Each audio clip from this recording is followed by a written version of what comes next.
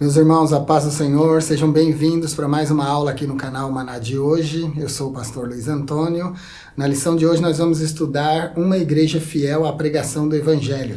Estamos estudando o terceiro trimestre, essa lição, a igreja em Jerusalém. A igreja em Jerusalém é a igreja modelo, é a igreja mãe, é a igreja de onde saíram as diretrizes para todas as demais igrejas que surgem a partir dela.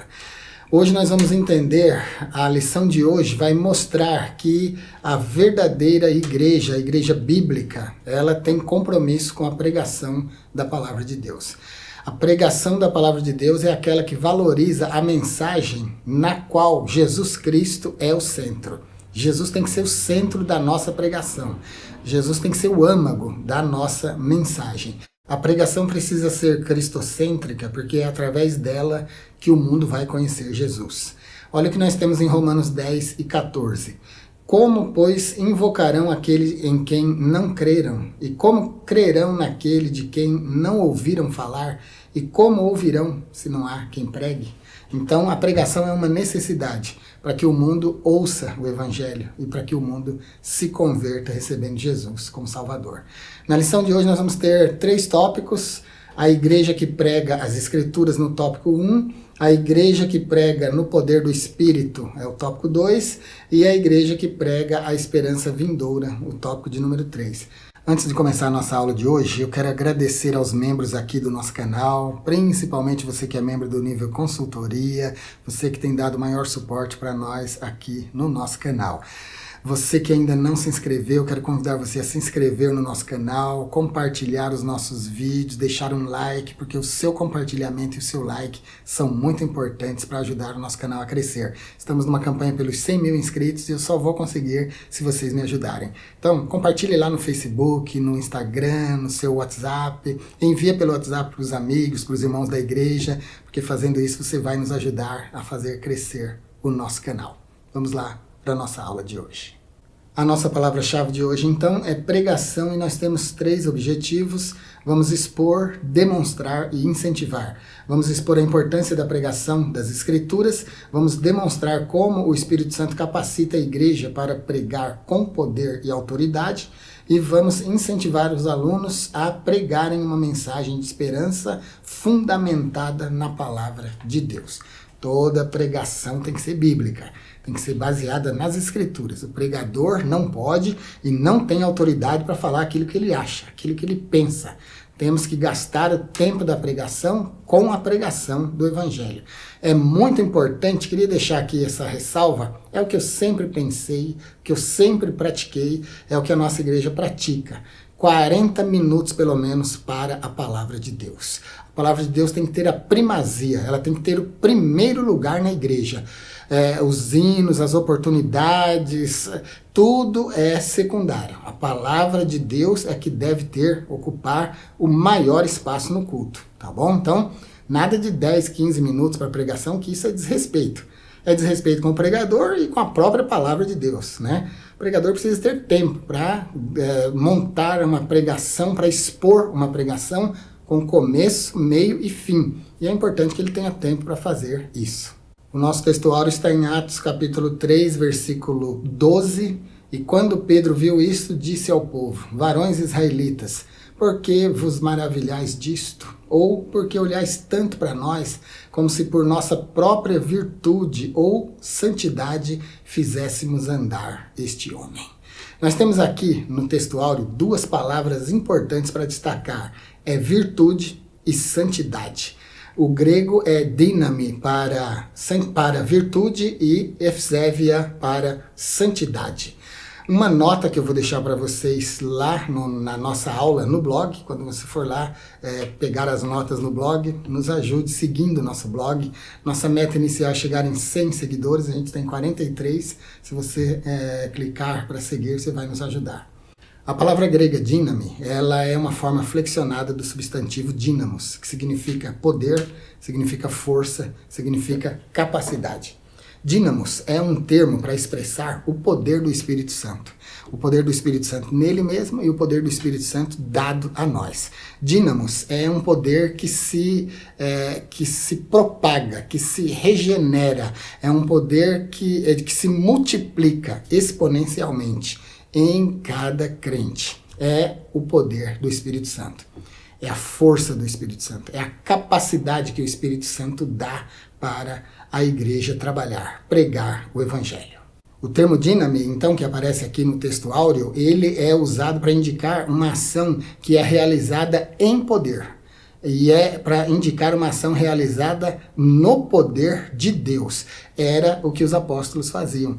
Esse coxo que foi curado na porta formosa do templo, por exemplo, o Pedro está aqui falando para os irmãos: por que vocês estão olhando para nós? Por que vocês estão maravilhados conosco? Como se fosse pela nossa própria virtude, díname, que nós tivéssemos curado esse homem. Ou como se fosse por nossa própria santidade, efsévia, como se nós tivéssemos esse poder. Nós não temos. Esse poder é o poder de Jesus Cristo. Esse poder é o poder do Espírito Santo em nós. Então veja que dinamis é isso, é o poder de Deus em nós. As obras que nós fazemos, as fazemos em poder, no poder de Deus. Esse é o sentido do termo grego dínami. O termo grego efsévia é traduzido aqui como santidade, mas santidade no grego é agiosine. Efsévia significa piedade, significa reverência, significa devoção sincera.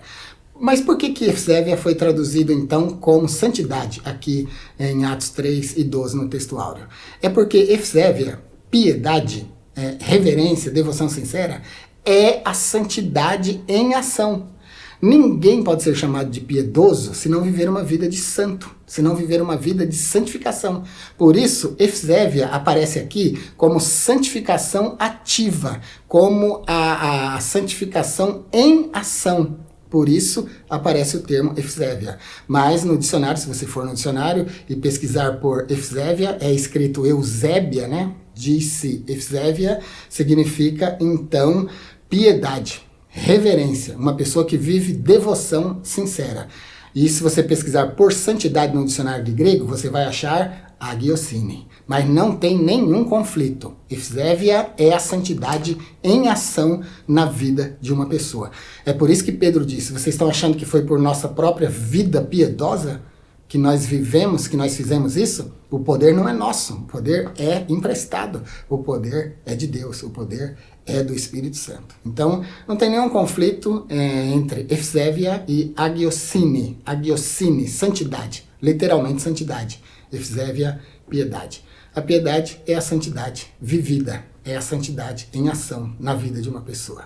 Vou deixar essas notas do termo díname, dínamos, efsévia e agiosine para vocês na nossa aula lá no blog. Quando for no blog, nos ajude seguindo o nosso blog. A leitura bíblica em classe, Atos 3, de 11 a 19. É importante que você leia com a sua classe. Tópico de número 1, a igreja que prega as Escrituras. Item 1 do tópico 1, as Escrituras revelam Deus. A igreja deve pregar as Escrituras porque elas revelam Deus. A segunda pregação de Pedro, registrada em Atos 13, de 11 a 26, é completamente baseada nas Escrituras e coloca Deus no centro. Pedro usa trechos das Escrituras do Antigo Testamento para fundamentar a sua pregação. Ele usa, por exemplo, Deuteronômio 18, de 15 a 19, ele usa Gênesis 22, 18, ele também faz conexão com o Salmo 22, de 1 até o 31, e ele cita também Daniel na sua pregação. Assim, Pedro mostra que Deus sempre esteve presente agindo na história do seu povo. Perceba que Pedro, então, busca os seus argumentos na própria Escritura.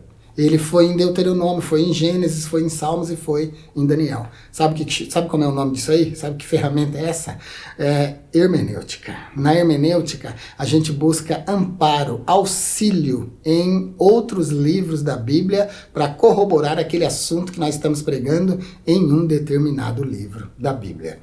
Para eu não gastar tempo aqui falando sobre hermenêutica e exegese, eu vou deixar para vocês na descrição. Vou deixar o link da nossa série Hermenêutica Descomplicada, lá você vai aprender bastante sobre regras de pregação. E vou deixar vídeos sobre hermenêutica e exegese, qual a diferença e como usar. E vou deixar vídeos sobre exegese e exegese, todas essas diferenças desses termos técnicos que envolvem a pregação do Evangelho, vou deixar para vocês hoje na descrição, tá bom? Se vocês assistirem, vai ser muito importante, vai aumentar bastante o conhecimento de vocês. Caso você assista e quiser deixar um feedback para mim, um retorno para mim, para eu saber que vocês assistiram, vai ser importante, tá bom? Porque assim eu entendo que vale a pena eu deixar os vídeos, deixar os links aqui para vocês. Então as Escrituras revelam Deus porque Deus agiu no início. Desde a criação até Jesus, é a obra de Deus sendo feita. É Deus agindo pessoalmente, diretamente, a favor do seu povo.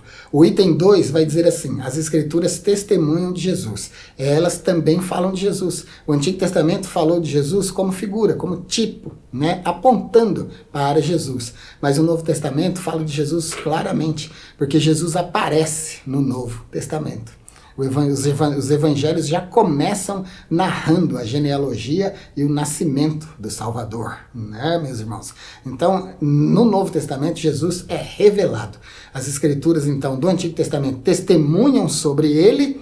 Eu vou deixar aqui para vocês como Jesus aparece em cada livro da Bíblia, tá bom? Ó, em Gênesis ele é o descendente da mulher, no Êxodo ele é o cordeiro pascal, no Levítico ele é o sacrifício expiatório, em Números ele é a rocha ferida, no Deuteronômio ele é o profeta, e assim segue todos os livros até o Apocalipse.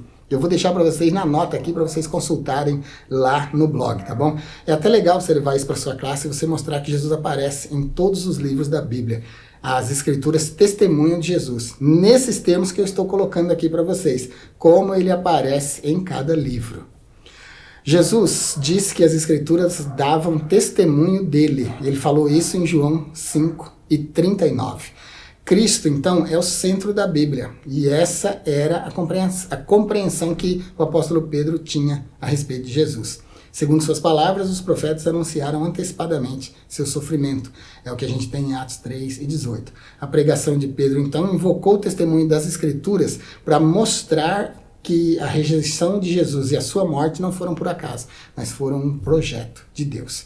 Então, essa lista é interessante. Em Crônicas é o Rei Prometido, em Jó é o nosso Redentor, nos Provérbios é a sabedoria de Deus, e assim segue.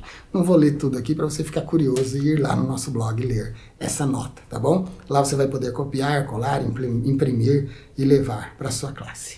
Então as Escrituras no item 1 aqui do tópico 1 testificam de Deus, no 2 testificam de Jesus e no 3 as Escrituras confrontam o pecado. A verdadeira pregação também mostra o problema do pecado e confronta o pecado. Atos 3:19 é uma referência que a gente tem aqui. No texto citado, Pedro usa o termo metaneo. Metaneo, além do conhecido significado dela, que é arrependimento, ela indica também mudança da mente, mudança do coração, tá bom, meus irmãos? É uma meia volta que a pessoa dá. Metanoia significa uma mudança de direção. A pessoa está indo nesse rumo aqui obstinado, no caminho do pecado, aí ela encontra Jesus, ela encontra a Escritura e ela dá meia volta, então, se convertendo, ela faz uma conversão, deixa a prática do pecado e se volta para Deus. Vou deixar aqui na descrição também para vocês um vídeo. O título do vídeo é Deus se arrepende? Aí eu vou mostrar que arrependimento é uma coisa humana, não divina. Vou mostrar por que Deus não se arrepende nesse vídeo. E vou falar lá dos termos gregos metanoia, dos termos hebraicos chuve, e outros termos hebraicos que eu não estou lembrando agora, mas vai ter lá nesse vídeo, que são importantes dentro desse assunto de arrependimento. Uma nota aqui para vocês, que vai ficar também lá no blog. Em Mateus 3:2, a gente vê o termo metaneite aparecendo, que está no mesmo campo de metaneo, de metanoia, tá bom? Lá diz assim, ó, metaneite, endikengari vasilian tonuranon. Arrependei-vos, porque é chegado o reino dos céus. Metaneite é o termo que aparece aqui para arrependei-vos. Então, esse termo, ele chama a nossa atenção para o arrependimento. Toda pregação do verdadeiro evangelho, ela precisa convidar o ouvinte para o arrependimento. Precisa convidar o ouvinte para se entregar para Jesus. Senão, não tem teor de evangelho. O verdadeiro evangelho é aquele que mostra o pecador, mostra para o homem que ouve o evangelho que ele é pecador, mostra a sua situação, indica o Salvador, que é Jesus, e faz o convite para o arrependimento. Então, nisso consiste a verdadeira pregação do evangelho. Então, as Escrituras, a missão principal das Escrituras é combater o pecado. Aí, o pregador das Escrituras, que não fala contra o pecado, ele não está pregando o verdadeiro evangelho. João, lá em Mateus 3:11, ele pregava assim: Ego minimas baptizoinidati is metaniam. Ó, o termo aparecendo de novo aí em Mateus 3:11. Eu, em verdade, vos batizo com água para o arrependimento. Então, toda pregação verdadeira do Evangelho é um convite ao arrependimento, a voltar-se para Deus. Mateus 3:2 fala que o motivo do arrependimento é porque o reino do céu chegou.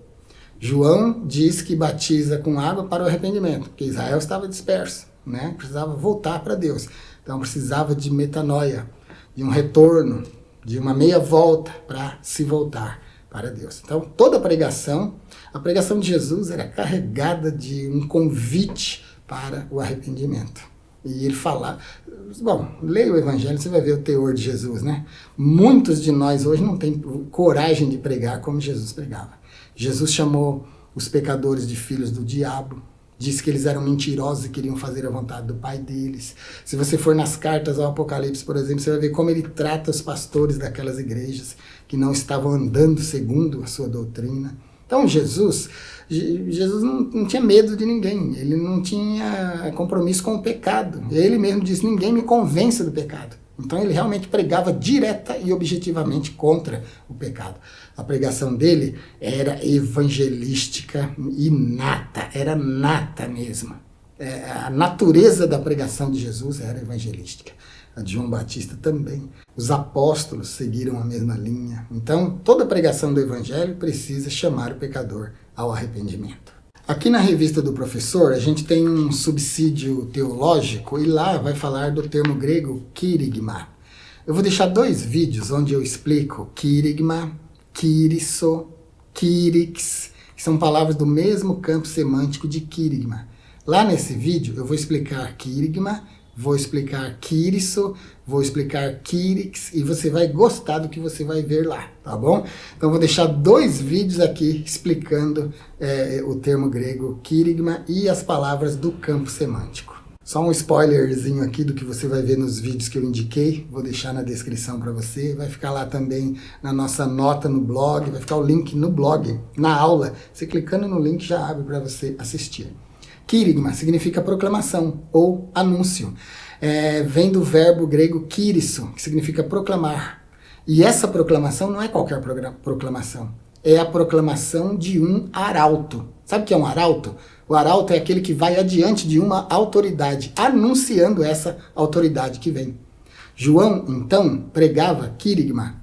Ele proclamava o evangelho. E ele era um proclamador, ele era o quirix, ele era quirisso. Ele falava daquele que viria. Ele disse, eu vos batizo com água, mas depois de mim vem um que vos batizará com o Espírito Santo e com fogo. Ele é tão tremendo que eu não sou digno de desamarrar as sandálias dele. De tão poderoso que ele é. Ele vos batizará com o Espírito Santo e com fogo. Então João proclamava como um arauto. Ele disse assim, eu não sou o Cristo. Eu sou a voz do que clama no deserto, preparando o caminho do Senhor.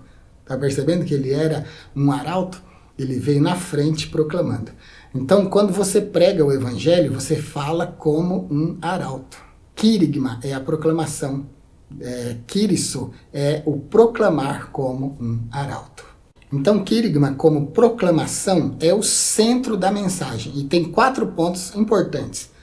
A vinda de Cristo, a sua morte e ressurreição, a oferta de salvação, que é a morte vicária de Cristo, Cristo morrendo pelos pecadores, e o chamado ao arrependimento e à fé. Então, pregação que não tem esses teores não é pregação do Evangelho. Pelo menos 2 desses 4 aqui precisam ter.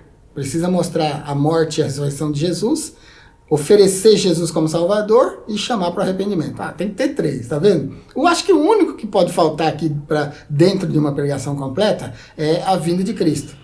Porque de repente você vai falar da vinda de Cristo, aí já é um tema específico. Você vai falar da vinda de Jesus para buscar a sua igreja. Mas quando a gente fala de pregação de evangelho, para o arrependimento, para salvar o pecador, os outros 3 temas são absolutamente necessários. Anunciar a morte e a ressurreição de Jesus, oferecer Jesus como Salvador, que é a oferta da salvação, e o chamado ao arrependimento e ao despertar da fé. Então tem que ter isso aí. Exemplos clássicos de querigma, então, nas Escrituras, Atos capítulo 2, que é a pregação de Pedro, no dia de Pentecostes, e uma outra que eu posso citar aqui também, 1 Coríntios 15, de 1 a 4, onde Paulo resume o evangelho que ele recebeu e transmitiu. São proclamações fortes do evangelho. Tópico de número 2, a igreja que prega no poder do Espírito Santo. Item 1 do tópico 2, o Espírito capacita o mensageiro. O Espírito Santo foi dado por Jesus para a igreja para capacitar a igreja a pregar. O poder do Espírito Santo é dinamos, 2 termos no mesmo campo de significados. Ambos significam poder, significam capacidade. Ambos significam executar uma ação feita em poder. Que poder? No poder de Deus, no poder do Espírito. Aqui nós temos no item 1, não podemos nos esquecer de que Pedro estava cheio do Espírito Santo quando pregou a mensagem que está registrada em Atos, capítulo 3. Isso fica evidente com o verbo atenizo, do grego, que é traduzido por fixar os olhos. Na passagem, Pedro e João fitam os olhos no coxo que está na Porta Formosa e falam com ele. E a partir dali, então, operam aquele milagre. O termo atenizo aparece também no texto áureo. Lá diz assim, e quando Pedro viu, disse ao povo, varões israelitas, por que vos maravilhais? E por que olhais tanto para nós, como se por nossa virtude e santidade tivéssemos feito isso? Então, atenizo está expressando aqui no texto áureo, em Atos 3 e 12, o espanto daquelas pessoas que viram aquele coxo sendo curado. Porque todo mundo conhecia aquele homem. Todo dia ele estava ali na Porta Formosa do templo, pedindo esmola. Mas naquele dia, Pedro e João vieram para a oração e eles estavam cheios do Espírito Santo. Eles estavam cheios do dinamos, o poder multiplicador do Espírito Santo. E naquele dia, o coxo pediu para eles uma esmola. Eu já preguei nesse tema aqui algumas vezes e eu preguei uma pregação que você vai achar engraçado até o título. O título foi A Sorte de Não Ter Dinheiro. Porque se Pedro e João tivessem dinheiro, talvez eles tivessem sacado uma moeda e dado para o coxo e teriam entrado para a oração e o coxo continuaria ali coxo, né? Enfermo. Mas naquele dia eles não tinham dinheiro. Então Pedro e João olham para eles, é aí que eles usam o termo grego atenizo, presta atenção em nós, fixa os olhos em nós, olha para nós. Nem prata nem ouro nós temos, mas o que nós temos nós te damos. Em nome de Jesus Cristo, levanta-te e anda. E o homem pulou. O homem era coxo, ele não andava, ele não tinha firmeza nos artelhos para andar. Mas depois daquela ordem, em nome de Jesus, ele se levantou e andou. E todos ficaram maravilhados. Então o termo grego atenizo mostra a capacidade de alguém que prega no poder do Espírito Santo. Mas, meu Deus, eu gostaria muito de pregar no poder do Espírito Santo. Eu gostaria muito de ter esse poder. É simples conseguir esse poder. Você só precisa pagar o preço. Começa a orar, ler a Bíblia e jejuar constantemente, buscando a Deus. Você vai ver que esse dínamos, ele vai começar a se produzir na sua vida. O poder de Deus vai começar a ser gerado na sua vida. O Espírito Santo não tem como operar na nossa vida se a gente vive vida de mundano. Se a gente não vive vida de consagração, o Espírito Santo não tem como operar em nós. A gente só sabe que ele existe e que ele opera no meio da igreja. Mas senti-lo pessoalmente, viver uma experiência viva, poderosa com o Espírito Santo? Só através de santificação. O nome do Espírito Santo em hebraico é Ruach HaKodesh, Espírito de Santidade. Eu gosto do nome do Espírito Santo em hebraico porque ele não indica o que o Espírito Santo é, mas o que o Espírito Santo faz. Ruach Kadosh significa Espírito Santo, mas Ruach HaKodesh, como aparece no texto hebraico, significa Espírito de Santidade. Esse de indica a ação. Espírito de Santidade indica que ele promove a santidade. Ele é aquele que santifica. Ele é aquele que nos tira do estado de mundanos para o estado de santificação. Então, se a gente começar a buscar, comece, meu irmão. Eu vou dar uma dica para você. Pega a sua Bíblia, comece no Evangelho de Mateus. Leia até terminar o Novo Testamento, orando, lendo e jejuando. O seu jejum, vamos fazer assim, para você começar a treinar. Comece a jejuar uma vez por semana. Você jantou no dia anterior, aí você não vai tomar café da manhã, aí você só vai almoçar, tá bom? Levemente. Você vai começar então jejuando o café da manhã. Depois, você vai expandir isso. Quando você já estiver acostumado, não sei, passou 1 mês, 2 meses nessa empreitada de busca, de consagração, aí você vai aumentar. Você vai jantar no dia anterior, aí você não vai tomar café da manhã e você não vai almoçar. Você só vai jantar. Ou seja, de um jantar até o outro jantar. Ah, mas não vai dar, eu não vou conseguir. Vai conseguir sim. Passou de 12 horas, passou de 16 horas, 18 horas, aí o corpo já se acostuma com aquela situação. Não vai fazer mal, não vai te levar para o hospital. Isso é a dica que eu estou dando aqui para pessoas que têm saúde, tá bom? Se você tem alguma condição médica, aí claro que você tem que consultar um médico antes de começar a fazer jejum. Mas para você que é uma pessoa normal, quer experimentar esse dínamos, esse poder de Deus, essa é a receita. Orar, jejuar e buscar a Deus, tá bom? É jejuando. Oração, leitura da Bíblia e jejum. É essa receita tríplice. Quando eu queria ser batizado com o Espírito Santo, eu me converti aos 18. Quando eu queria ser batizado com o Espírito Santo, eu cheguei no meu pastor e falei para ele que eu queria ser batizado com o Espírito Santo, o que eu fazia. E ele me deu essa receita. Com 3 meses eu fui batizado com o Espírito Santo, nesse processo de busca e santificação. Por isso que eu receito para você. Porque vai funcionar na sua vida. Você vai ver Deus operando poder na sua vida se você fizer isso. Atenizo, então, fixar os olhos, que aparece aqui no item 1 do tópico 2, mostra o espanto, então, tanto das pessoas que viram aquele acontecimento na vida de Pedro, João e do coxo, quanto também indica o fitar dos olhos de Pedro e João no homem.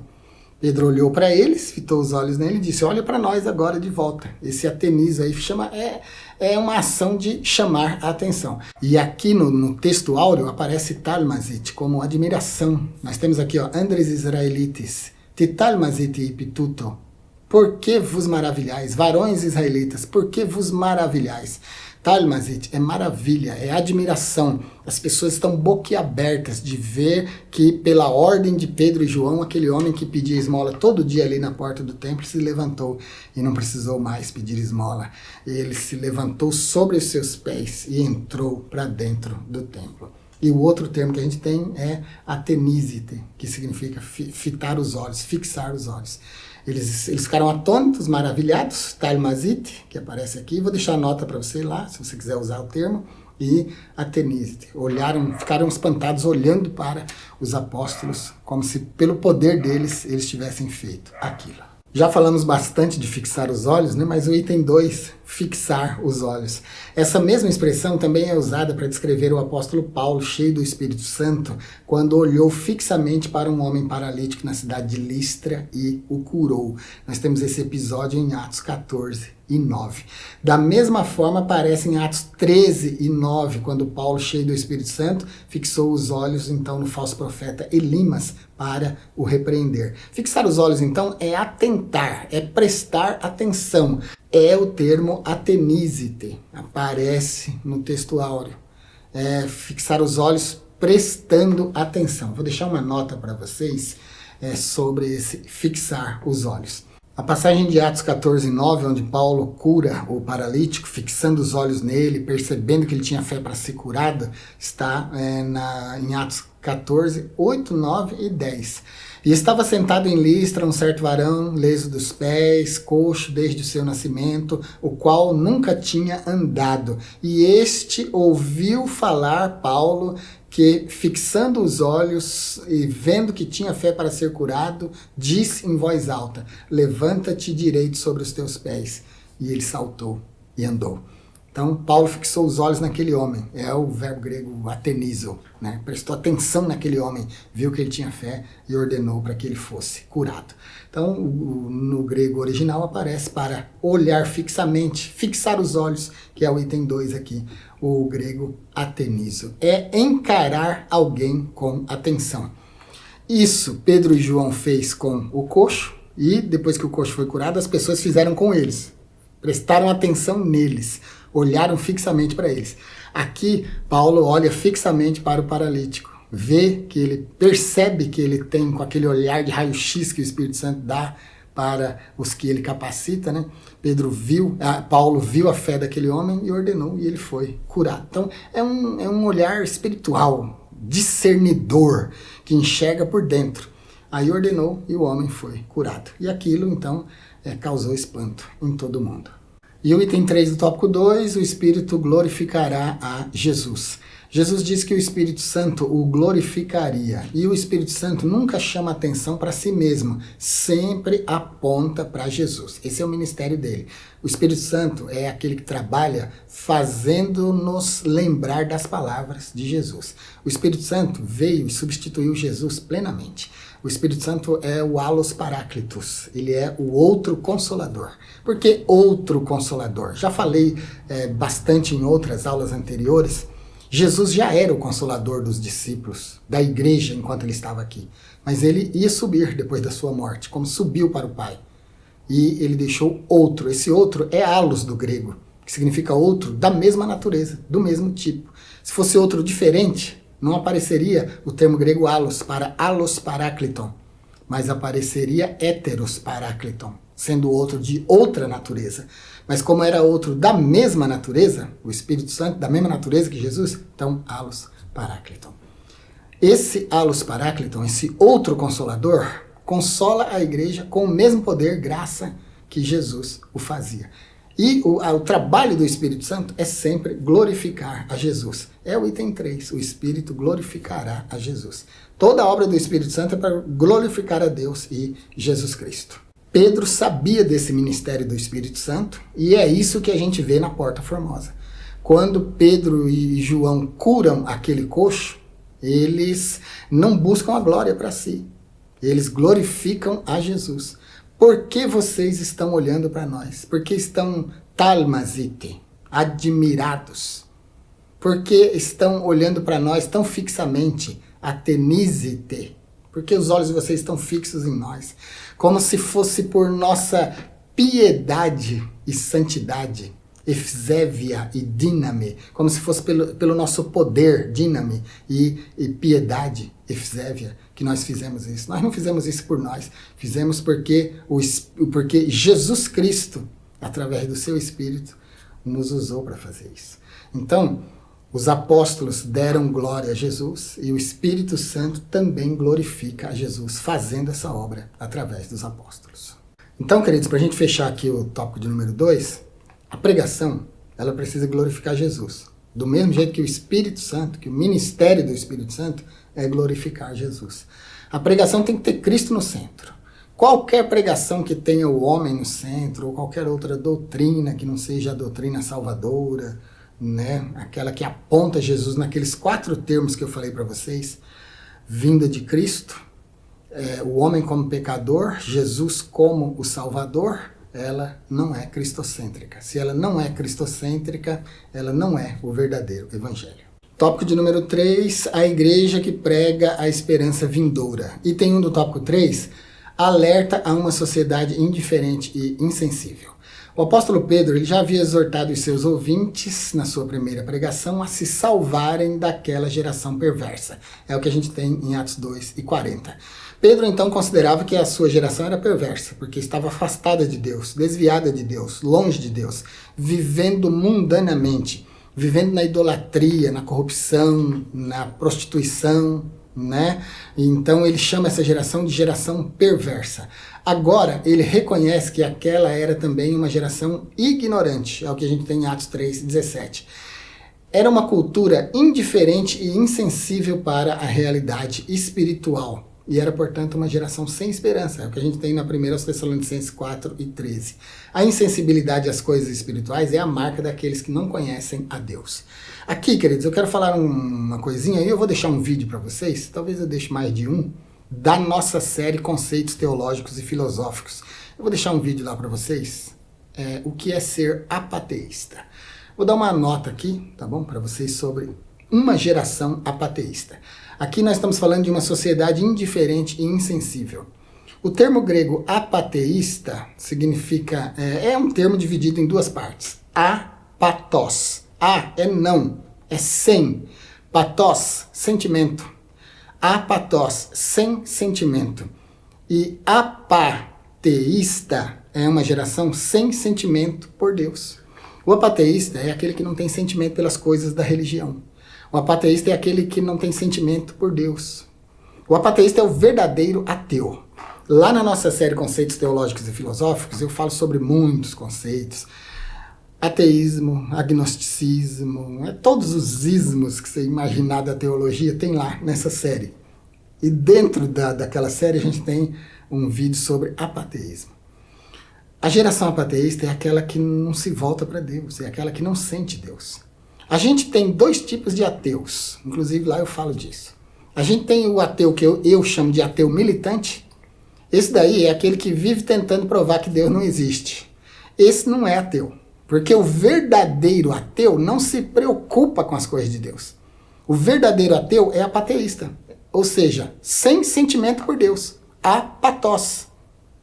Apatos theos, sem sentimento por Deus. Se a pessoa for militante, se a pessoa militar pela não existência de Deus, se a pessoa lutar, brigar para provar que Deus não existe, então é porque ele está preocupado com a existência de Deus. Com a possível existência de Deus. Porque senão por que ele lutaria?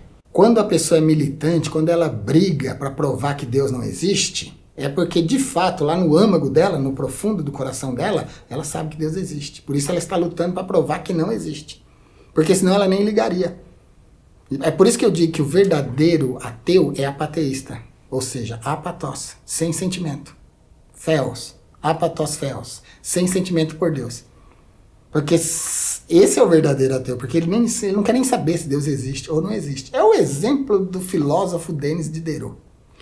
Denis Diderot foi acusado de ser ateu e ele disse assim, aí ele respondeu sarcasticamente. Ele falou assim, é muito importante a gente não confundir cicuta com salsinha. Agora, acreditar se Deus existe ou não existe não é nem um pouco importante. Se você não sabe o que é cicuta, cicuta foi o que Sócrates foi condenado a tomar. Sócrates tomou uma taça de cicuta, veneno, e morreu. Então, Diderot disse que é importante não confundir cicuta com salsinha, porque salsinha é alimento, cicuta é veneno. Agora, saber com certeza se Deus existe ou não existe não é importante. Esse é o verdadeiro ateu. Então a gente tem militantes contra Deus e a gente tem verdadeiros ateus que são apateístas. Na época de Pedro, a gente tinha uma sociedade indiferente. Ele chamou a geração da sua época de geração perversa, de geração ignorante. Eu chamo a nossa de geração apateísta. É uma geração muito sem sentimento por Deus. Tópico de número 2, a promessa da segunda vinda. Concluindo a sua pregação, Pedro deixa uma mensagem de esperança. Ele diz assim, e venham assim os tempos de refrigério pela presença do Senhor. Essa presença do Senhor é o grego parousia. Parousia é presença viva, pessoal de Jesus aqui conosco. Ele volta, a volta para a parousia é a volta para o estabelecimento do milênio, é Apocalipse 19. Quer assistir a nossa série O Apocalipse? Eu interpretei o Apocalipse versículo por versículo, 69 vídeos na nossa série O Apocalipse, com grego, com hebraico, com latim, com inglês, uma riqueza. Vai valer muito a pena se você assistir. Eu vou deixar na descrição para você e vou deixar essa série aparecendo aqui no card para você clicar facinho. Esses tempos de refrigério dos quais o apóstolo Pedro fala é o tempo então em que Jesus virá, retornará para estabelecer o seu reino na terra. Mas é também o refrigério que o arrependimento e a chegada da salvação por aceitar Jesus causam na vida do pecador. O termo grego refrigério é anapsixis. Anapsixis. Vou deixar essa palavra difícil escrita na nossa nota lá no blog. Ela significa alívio, refrigério, renovação. Então ela vai se dar em dois âmbitos. Lá, quando Jesus estabelecer o seu reino milenial, restaurando todas as coisas, mas é o que você que já aceitou Jesus já sentiu na sua vida e sente ainda hoje. É o que eu senti quando recebi Jesus como meu Salvador. Sinto ainda hoje, senti extravagantemente quando fui batizado com o Espírito Santo. Então isso é o refrigério do qual Pedro falava. Na promessa da segunda vinda, então haveria um refrigério nesses dois âmbitos. E esse refrigério tem 3 dimensões que eu vou deixar para você também na nossa nota na aula. Tem a dimensão pessoal, a dimensão comunitária e a dimensão escatológica. Nada dessas notas que eu falo aqui tem na lição, tá bom? Vai ficar tudo para você na nossa lição reescrita que eu deixo lá no blog para vocês. No âmbito pessoal, é um tempo de paz e de comunhão com Deus, onde o Espírito Santo traz consolo, cura, direção após o arrependimento e a conversão. Então, é uma experiência pessoal de cada pessoa que recebe Jesus como Salvador e experimenta esse refrigério. Esse refrigério também se dá no âmbito comunitário. É, por exemplo, o que aconteceu lá em Atos 2, lá na descida do Espírito Santo. Foi uma renovação coletiva ali no derramamento do Espírito Santo. Todo mundo experimentou esse refrigério que o Espírito Santo concede. E escatologicamente é o que eu disse, a restauração de todas as coisas quando Jesus for estabelecer o milênio aqui na Terra. Então, todos que estiverem vivos nessa época vão experimentar esse refrigério. E para encerrar a aula de hoje, concluindo, nós encerramos essa lição refletindo sobre a importância vital da pregação bíblica e da fidelidade da exposição das Escrituras. Pedro, mesmo sem formação teológica sofisticada, ele foi usado poderosamente por Deus porque ele se rendeu ao Espírito Santo. Ele se deixou usar pelo Espírito Santo. O Espírito Santo desceu sobre a igreja, capacitou e a partir dali eles começaram a fazer a obra de Deus. Isso nos mostra que o sucesso no ministério da palavra não depende apenas de conhecimento técnico. Não é só fazer um curso de teologia, ser bacharel, ser mestrado, ser doutorado em teologia que vai resolver o problema. Não, tem que ter o poder de Deus. Tem que ter o dínamos, o poder do Espírito Santo operando na vida. Porque é assim, ó, conhecimento é uma coisa que você pode adquirir. Agora, graça é uma coisa que só Deus pode te dar. Tá bom? Essas duas coisas precisam funcionar juntas na nossa vida. Conhecimento e graça. A graça vem pelo poder do Espírito Santo na nossa vida. E o conhecimento a gente consegue, a gente busca, a gente estuda, a gente se capacita. E para ter graça, a capacidade vem do Espírito Santo. Meus queridos, é isso por hoje. Espero ter ajudado vocês com essa lição. Se você gostou do que você viu aqui, mas ainda não se inscreveu, se inscreva no nosso canal. Sua inscrição, seu like, seu compartilhamento são muito importantes para ajudar o nosso canal a crescer, tá bom?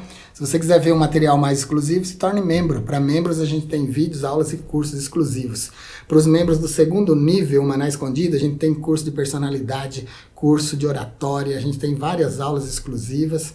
E se você quiser falar direto comigo, estando no nível consultoria, é só assinar o nível consultoria. Você vai ter direito a tudo que tem no canal de exclusivo e vai poder tirar suas dúvidas direto comigo pelo telefone. Fique com Deus e até a nossa próxima aula.